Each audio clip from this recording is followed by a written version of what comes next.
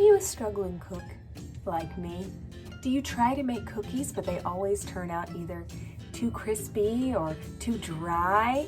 Well, today, I have the perfect recipe for you. Biscotti! Because guess what? It's supposed to be dry and crumbly anyway, so no one will know if you messed up. I hacked the recipe off of Pinterest. It's not original, but it's the easiest thing I could make, so here goes nothing. Preheat your oven to 350 degrees. You will need a cup of self-rising flour, 1/3 cups of granulated sugar, a teaspoon of vanilla extract, 1 egg, and 3 tablespoons of butter. If you're like a normal person, you'll want to use your mixer to do this, but I have no mixer, so I'm just gonna mix it in a pot. You can also do this, you know, if you just want to get an extra arm workout, or perhaps you want to feel a little bit more like Laura Ingalls Wilder. Hey Pa, I'm making biscotti. First thing you're gonna do, get a pan to bake. You might want to actually use like a different pan, but this is all I have. So first thing you're gonna do is grease your pan. Pan is greased. So next you want to take a little bit of flour, dust it on the spot where your biscotti loaf thing is gonna go.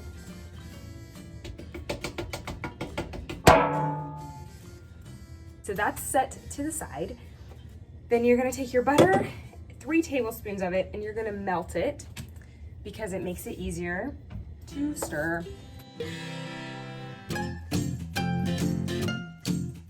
Okay, so you're going to take the 1/3 cups of sugar, dump it in your pot. Take your butter, dump it in your pot.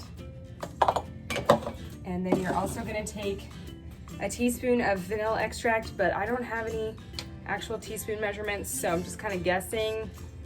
I don't really know how much this is, but we're gonna throw it in the pot too. So once that's done, you just stir it all together. Okay, so now it's gonna look something like that. And then you add your egg to it.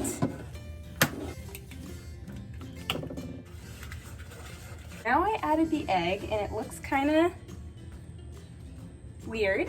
So now you're just gonna take your flour little by little and just dump a little and stir a little. Be sure you spill some flour or sugar on the floor so that way everybody knows that they've got a sweet treat coming. It's my secret, what I do every time I bake anything.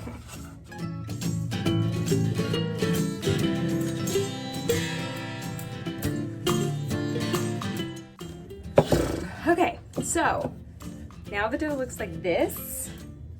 It's pretty thick. This isn't in the original recipe, but I really like chocolate chips in mine, so I'm just gonna dump some in there. I don't really know how much that is, just until it looks kind of nice.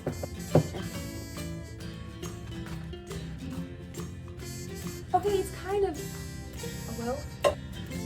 This is going to go in the oven at 350 for half an hour. And now we wait. Use this time to clean up like my mother taught me.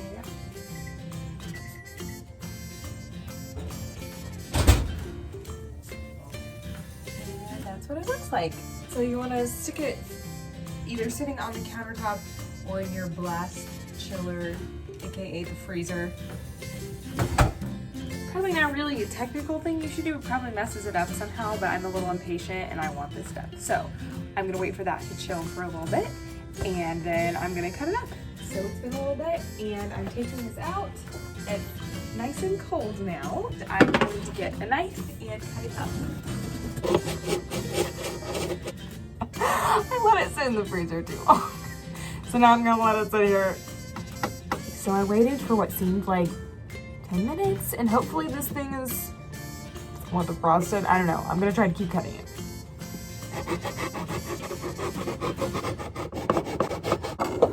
Okay, so now they're all cut up in pieces. I'm just gonna spread them out just a little bit, then stick them back in the oven, still at 350 for another 20 minutes and it'll get all the moisture out of it. So my timer just went off and I'm gonna grab it out of the oven. Once it has cooled off, you can dunk it in your morning cup of coffee or tea and have a nice little snack to go with that.